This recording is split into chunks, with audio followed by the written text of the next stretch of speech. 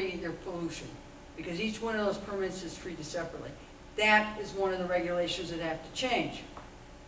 This is the same thing that they're fighting with the gas wells.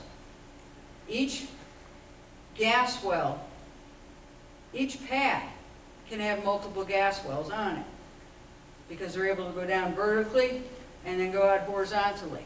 Move the drill rig over a few feet, drill down, go out this way. Move it over a few feet, down.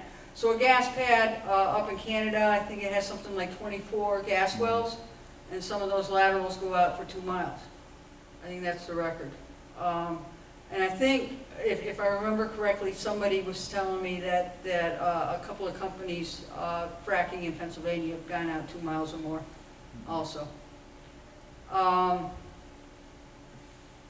These are where you get a lot of pollution, you got a lot of air pollution, a lot of water pollution going on, and other contaminants. But each one of these things is dealt with in its own little vacuum, separately. They're not looked at in terms of proximity to other activities going on in the area.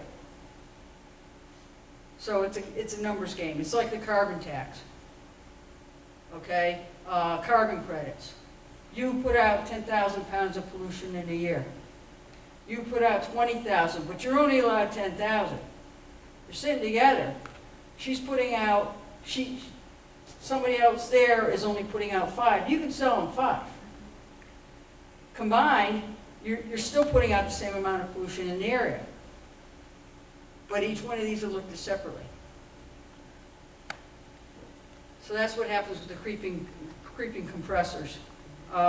With the fracking nearby compressor stations, from the gas well to coming off the gas well is a flow line. The flow line then connects into a gathering line, which then connects into your transmission lines.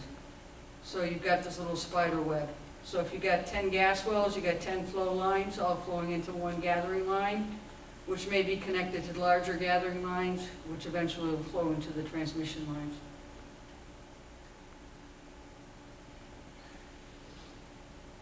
So, yes? Have you put this information online so that we can review it? Yeah, I'll give it to Dean, and maybe you can put it up on Facebook. I'll pass it off to you. And anybody here that wants to make sure they can get our information, it'll be out at the table there, the websites and the Facebook page for Shale Field Organizing Committee and Columbia County Against the Pipeline.